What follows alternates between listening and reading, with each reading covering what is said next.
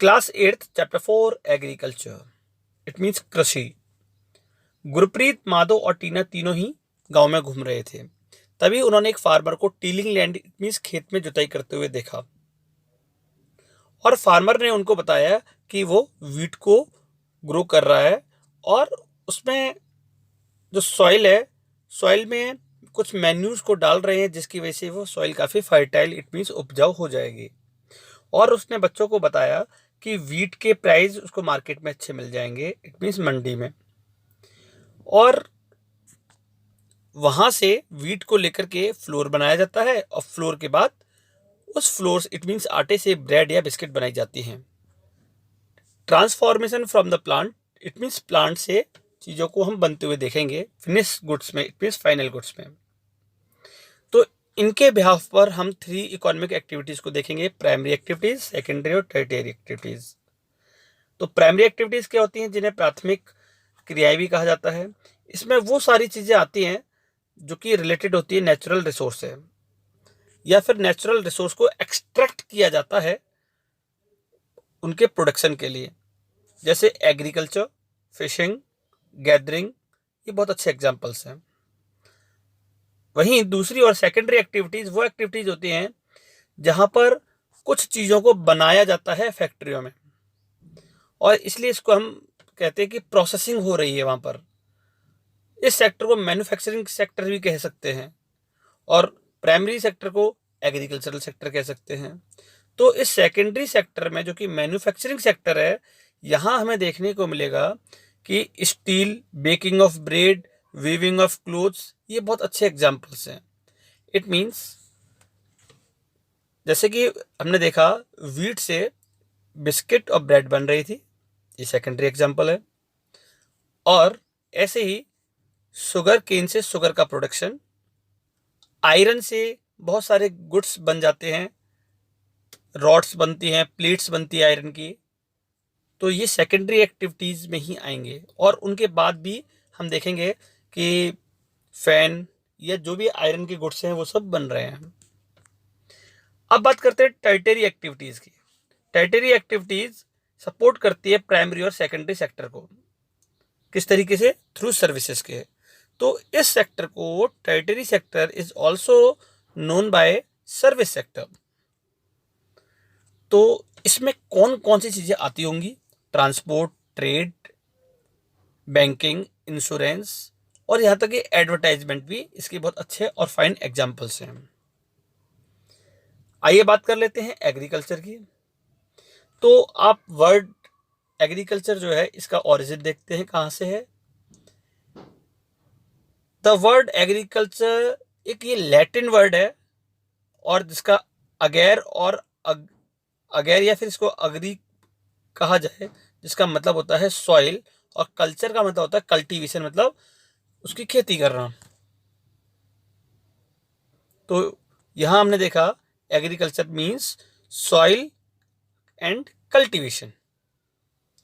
तो primary activities इसमें हम इंक्लूड करते हैं production of crops, fruits, vegetable, flower, rearing of live stocks, फसलों को उगाना, फ्रूट्स को उगाना, फलों को, सब्जियां, फूलों को भी, और जो एनिमल से कुछ चीज़ें कलेक्ट की जाती हैं, रेयरिंग ऑफ लाइव स्टॉक्स, वो भी शामिल होती हैं। 50% वर्ल्ड में जो लोग हैं वो एग्रीकल्चरल एक्टिविटीज़ में एंगेज्ड हैं। और इंडिया की बात करें तो 2/3 India's population is still dependent on agriculture. 2/3 it means 66.6% something हमारे देश में जो लोग हैं वो एग्रीकल्चरल एक्टिविटीज़ में ही डिपेंड हैं, इट मीन्स उसके ऊपर डिपेंड है। अब फेवरेबल टोपोग्राफी। टोपोग्राफी का मतलब होता है जो भी लैंड एरिया है, कहीं तो माउंटेन है, प्लेन है, प्लेट्यू है, डेजर्ट है, कोस्टल एरिया है, आइलैंड्स हैं, तो ये एग्रीकल्चरल के लिए कितने सपोर्टेड हैं, इसकी वजह से वहाँ प्रोडक्शन ज़्यादा होगा। तो topography of soil and climate ये काफ़ी ज़्यादा इंपॉर्टेंट रोल प्ले करते हैं एग्रीकल्चरल एक्टिविटीज़ के लिए। और वो लैंड जहाँ पर क्रॉप्स का कल्टीवेशन किया जाता है या ग्रो की जाती है, उस जमीन को कहा जाता है अरेबल लैंड। अरेबल लैंड जहाँ खेती करने योग्य भूमि है। और अभी नेक्स्ट पेज पर आप देखोगे कि फिगर 4.1 में एक मैप है, और उस मैप में वर्ल्ड के डिफरेंट पार्ट में एग्रीकल्चरल एक्टिविटीज प्रैक्टिस की जा रही है। तो हम देखते हैं इस मैप को। स्टार्ट फ्रॉम द इंडिया, आप देख सकते हो कि इंडिया का एक मैक्सिमम पार्ट साउथ इंडिया में, और साइड में वेस्ट में गुजरात, उत्तर प्रदेश का western part, Punjab, Haryana, north eastern states और डेल्टा के एरिया में अरेबल लैंड काफ़ी ज़्यादा देखने को मिल रहा है। वहीं ईस्ट एशिया में भी, जो कि चाइना का पार्ट है, वहाँ भी देख सकते हो, जापान, और वहीं दूसरी तरफ इंडोनेशिया कौन जो आइलैंड कंट्रीज है वहाँ भी हमें देखने को मिलेगा, ऑस्ट्रेलिया में। और वहीं यूरोप में भी आपको एक बहुत लार्ज पार्ट देखने को मिलेगा। नॉर्थ अमेरिका का कनाडा और यूएसए का एरिया, साउथ अमेरिका में ब्राज़ील, अर्जेंटीना, और अफ्रीका कॉन्टिनेंट में आपको मिडिल पार्ट और साउथ अफ्रीका का थोड़ा सा पार्ट आपको अरेबल लैंड देखने को मिलेगा। यहाँ पर कुछ टर्म्स हैं जो कि सभी को जानना बहुत ज़रूरी है। अब इन सभी वर्ड्स के बाद कल्चर लगा हुआ है, तो देखिए एग्रीकल्चर, सेरिकल्चर, पिशिकल्चर, विटिकल्चर, हॉर्टिकल्चर। तो ये क्या है? सबसे पहले बात करते हैं एग्रीकल्चर को लेकर के। तो agriculture, the science and arts of cultivation on the soil. It means science और आर्ट, एक तरीके से वैज्ञानिक तरीके का और एक कला का प्रयोग करते हुए जो कल्टीवेशन किया जाता है सॉइल में, और इसके से क्या होता है, raising crop and rearing life stock. Crop का प्रोडक्शन किया जाता है और रियरिंग लाइव स्टॉक्स, एनिमल से बहुत सारे प्रोडक्ट्स को हम लोग कलेक्ट करते हैं, इसी को कहते हैं फार्मिंग। अब दूसरा सेरिकल्चर,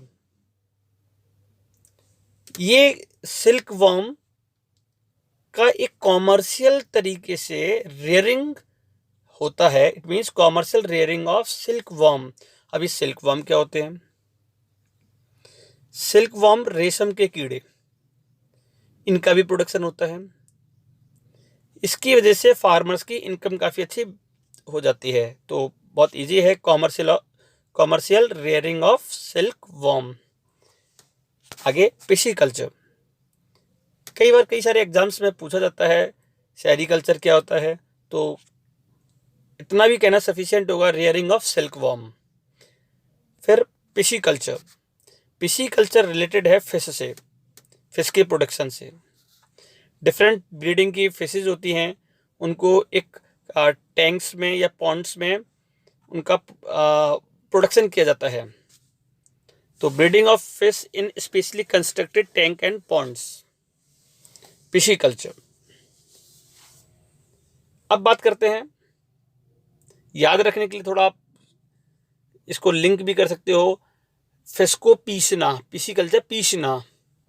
तो फिश को पीसेंगे तो क्या हुआ? पिशिकल्चर। अब viticulture, cultivation of grapes, grapes means अंगूर की खेती। और फिर बात करते हैं हम हॉर्टिकल्चर, वेजिटेबल, फ्लावर या फ्रूट्स। इट मीन्स सब्जियां, फल या फूलों का जब कॉमर्शियल पर्पस से प्रोडक्शन किया जाता है, ये इट मीन्स ग्रोइंग कर रहे हैं, तो उसी को हॉर्टिकल्चर कहते हैं। इसमें लार्ज लेवल पर किया जाता है और इससे इनकम जनरेट काफ़ी होती है। हॉर्टिकल्चर। फार्म सिस्टम, एग्रीकल्चर या उसे हम फार्मिंग कहें तो हमें फार्म सिस्टम देखने को मिलता है। इम्पोर्टेंट कुछ टूल्स का यूज़ करते हैं, इनपुट्स हैं, जैसे कि सीड्स, बीज, फर्टिलाइजर्स, खाद, मशीनरी और लेबर। इनका यूज़ करके फार्मिंग की जाती है। कुछ ऐसी और भी ऑपरेशंस हैं, जैसे कि प्लाफिंग, खेत को जोतना, सोइंग, बीज बोना, इरिगेशन, पानी खेतों में लगाना, वीडिंग, इट मीन्स क्रॉप के साथ ही कुछ दूसरी चीज़ें भी ग्रो करती हैं, उनको क्लियर करना ताकि मेन क्रॉप्स के ऊपर इफेक्ट न पड़े, हार्वेस्टिंग फसलों को काटना, और इन सब के बाद आउटपुट्स आते हैं। आउटपुट मीन्स रिजल्ट, वो क्रॉप के फॉर्म में आते हैं, चाहे वो क्रॉप्स है, वूल है, या डेयरी या पोल्ट्री प्रोडक्ट है। ऊपर आपको इमेजेस दिख रही हैं, इमेजेस से हम समझ सकते हैं कि एक फार्मर पेस्टिसाइड्स को स्प्रे कर रहा है, और यहाँ हमें एक ट्रैक्टर नज़र आ रहा है। ये इनपुट्स हैं, सीड्स, केमिकल्स, और यहाँ प्रोसेसिंग दिख रहा है कि स्प्रे किया जा रहा है। आउटपुट क्रॉप्स दिख रही हैं, और इनपुट मशीनरी, सीड्स और केमिकल नज़र आ रहा है। दूसरी इमेज हमें दिखा रही है कुछ फिजिकल इनपुट्स हैं। सबसे पहले सनशाइन, सन की light, temperature according to crop, जैसा भी होता है वहाँ उस तरीके की क्रॉप्स को ग्रो किया जाता है ताकि ज़्यादा आउटपुट आए। रेनफॉल, बारिश की भी ज़रूरत पड़ती है, और फर्टाइल सॉइल हो, जैसी सॉइल होती है वैसे ही प्रोडक्शन किया जाता है। जैसे black soil is famous for cotton production. Cotton का प्रोडक्शन अगर ब्लैक सॉइल में करेंगे तो ज़्यादा होगा, दूसरी में करेंगे तो कम होगा, फाइन क्वालिटी का भी नहीं होगा। और स्लोप्स या प्लेन है, प्लेटू है, या फिर डेजर्ट है, कोस्टल एरिया है, तो अकॉर्डिंग टू एरियाज वहाँ वैसा ही प्रोडक्शन किया जाता है। Human inputs, human it means farmer है, तो वो भी कुछ एक इनपुट का ही रोल प्ले कर रहा है। तो क्या क्या चीज़ें लगाते हैं, तो यहाँ हम देखेंगे स्टोरेज के लिए, अपनी क्रॉप्स को स्टोर करने के लिए प्रॉपर एक प्लेस है जो कि रूम टाइप का नज़र आ रहा है। लेबर, खुद फार्मर काम कर रहा है। यहाँ आप देख सकते हो कि हल को लेकर के मशीनरी, ट्यूबवेल है, या ऐसी दूसरे इक्विपमेंट हैं, केमिकल्स का भी यूज़ हो रहा है। Types of farming, types of farming को समझने से पहले यहाँ हम समझेंगे ऑर्गेनिक फार्मिंग। ऑर्गेनिक फार्मिंग में फार्मर्स एक नेचुरल सिस्टम का यूज़ करता है, जिसमें नेचुरल पेस्टिसाइड्स होते हैं, मैन्यूर्स होते हैं, इट मीन्स खाद होती है, ऑर्गेनिक मैन्यूर होते हैं जो कि नेचुरली होते हैं, और जिनका कोई केमिकल, जिनमें कोई केमिकल नहीं मिला होता, और उनका इफेक्ट भी क्रॉप्स के ऊपर या उनको खाने के बाद इंसानों के ऊपर नहीं होता। तो यही है ऑर्गेनिक फार्मिंग। केमिकल्स का यूज़ किए बिना जो मैन्यूर्स को बनाया जाता है वही है ऑर्गेनिक फार्मिंग। आजकल इसका चलन बहुत ज़्यादा बढ़ता जा रहा है, और लोग भी ऑर्गेनिक फार्मिंग के द्वारा जो प्रोडक्शन होता है उनका यूज़ करने लग रहे हैं, क्योंकि हेल्थ के लिए काफ़ी अच्छा होता है। तो टाइप्स ऑफ फार्मिंग को हम पूरे वर्ल्ड में डिफरेंट काइंड्स की या फिर प्रैक्टिस अलग अलग जगह की जो हो रही हैं, वो जोग्राफिकल जैसा भी एरिया है, या फिर डिमांड ऑफ प्रोडक्शन कैसा है वहाँ, जिस चीज़ की भी डिमांड ज़्यादा होती है उसका प्रोडक्शन करते हैं। लेवल ऑफ टेक्नोलॉजी, जैसी हाई टेक्नोलॉजी होगी तो ज़्यादा प्रोडक्शन है, कम लेवल टेक्नोलॉजी होगी तो कम है।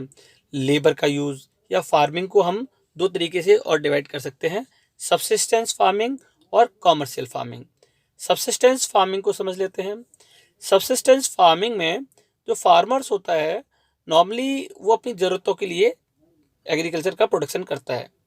बहुत पुराने समय से होती आ रही एग्रीकल्चर, इसमें लो लेवल की टेक्नोलॉजी का यूज़ होता है, मतलब बहुत ज़्यादा बड़ी मशीनों का यूज़ नहीं करते, सस्ती सस्ती मशीनों का यूज़ कर लेते हैं, क्योंकि उतना पैसा फार्मर के पास नहीं होता कि वो इन्वेस्ट करके खेती कर पाए।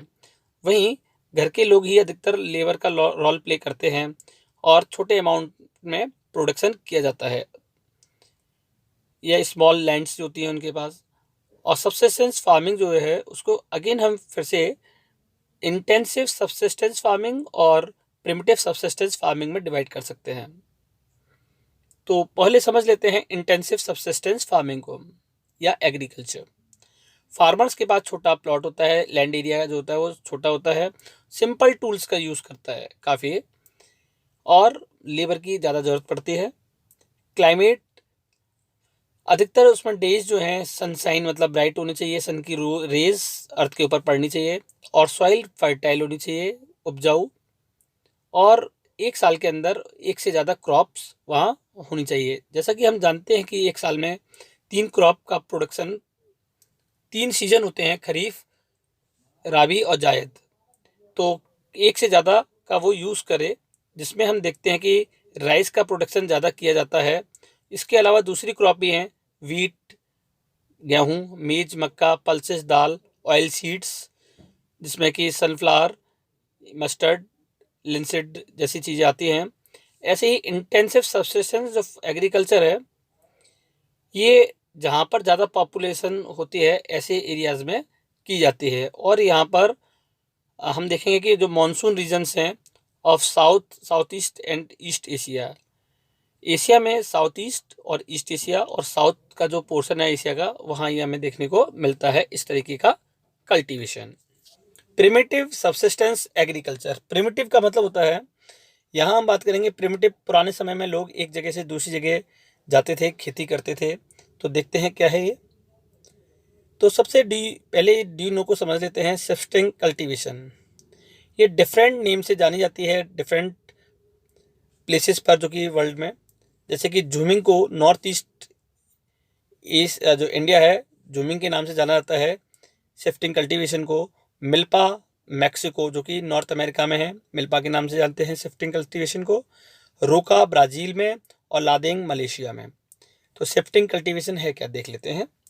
ये उन एरियाज़ में की जाती है जहाँ पर फॉरेस्ट एरिया काफ़ी थिकली होता है, इट मीन्स काफ़ी ज़्यादा फॉरेस्ट एरिया होता है। और ये हम देखेंगे साउथ अमेरिका का, जैसे अमेजन बेसिन है, अमेजन एक रिवर का नाम है, उसके आसपास का एरिया जहाँ डेजर्ट का जहाँ फॉरेस्ट एरिया काफ़ी ज़्यादा है।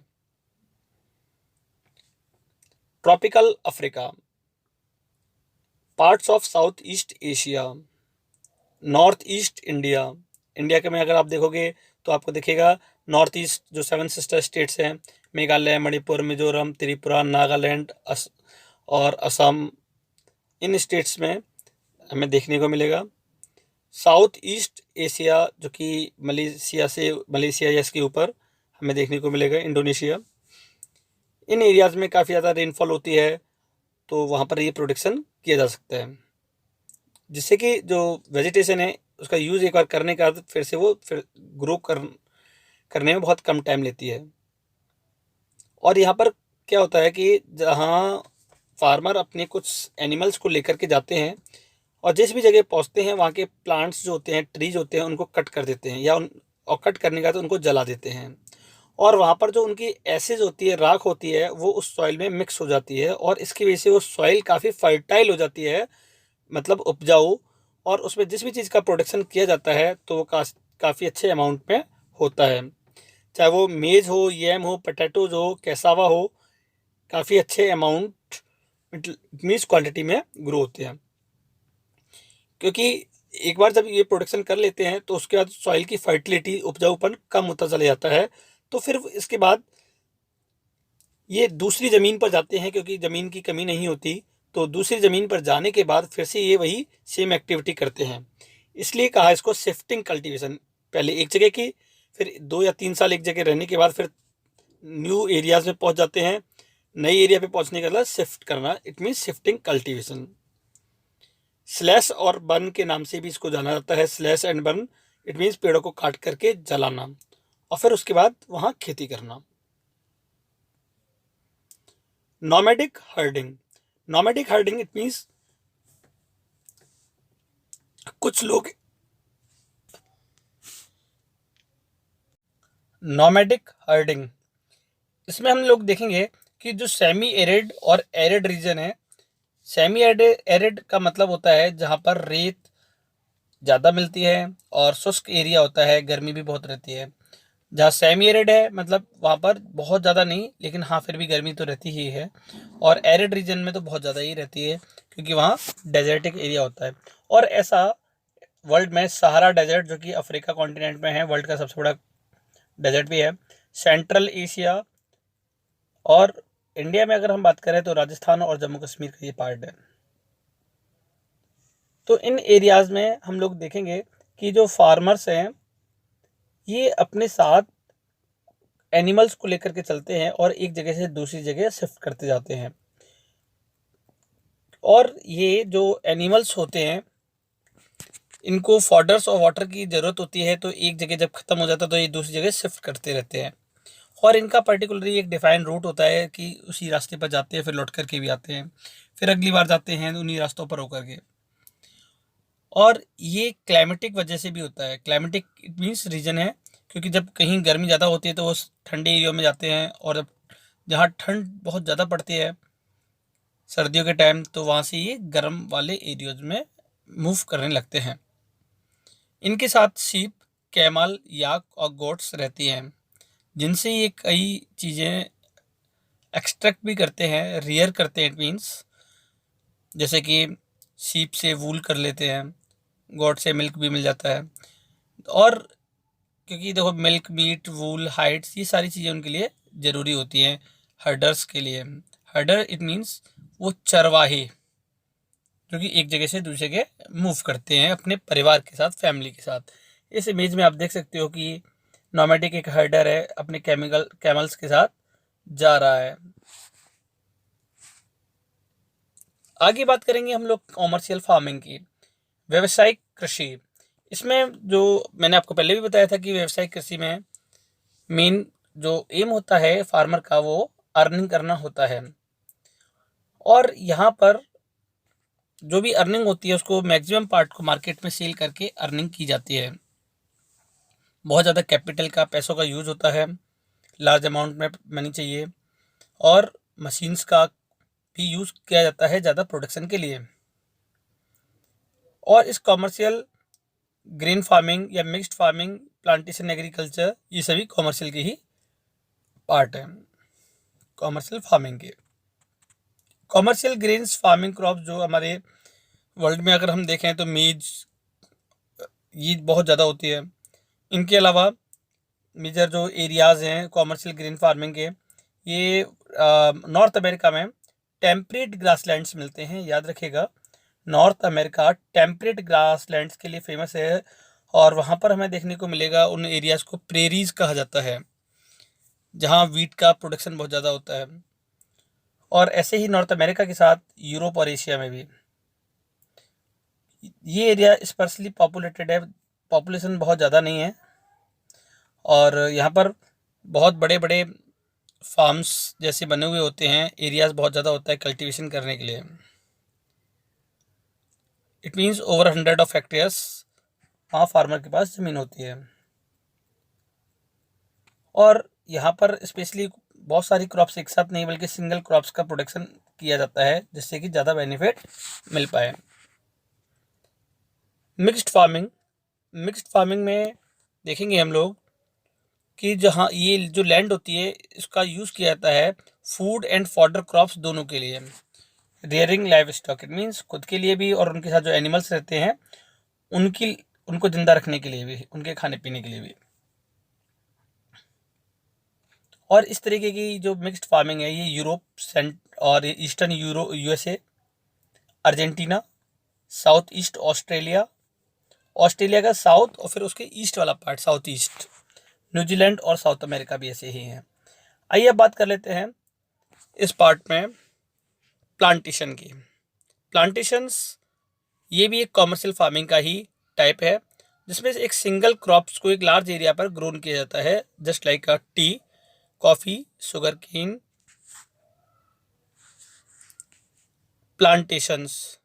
प्लांटेशंस भी एक टाइप का कॉमर्शियल फार्मिंग ही है, जिसमें एक लार्ज एरिया पर tea, coffee, sugar cane, cashew, rubber, banana और कॉटन जैसे प्लांट्स को ग्रो किया जाता है। लार्ज अमाउंट में लेबर और कैपिटल दोनों की ही ज़रूरत होती है। और यहाँ पर हम देखेंगे कि आसपास कई सारी फैक्ट्रीज भी लगी होती हैं जो कि इनके ऊपर डिपेंड होती हैं, यहाँ से उनको रॉ मटेरियल मिल जाता है। यहाँ पर ट्रांसपोर्ट नेटवर्क भी काफ़ी डेवलप होता है। तो ये सारी चीज़ें ज़रूरी होती हैं कॉमर्शियल फार्मिंग के लिए, और उसके आसपास ये मिल भी जाती हैं। अगर हम मेजर प्लांटेशन एरियाज़ की बात करें तो tropical region of the world, और rubber in Malaysia, coffee in Brazil, सबसे ज़्यादा प्रोडक्शन कॉफ़ी का ब्राज़ील में ही होता है। टी इंडिया और श्रीलंका दोनों ही, ये मेजर एग्जांपल्स हैं प्लांटेशन क्रॉप्स के। तो इस पार्ट में सिर्फ इतना ही।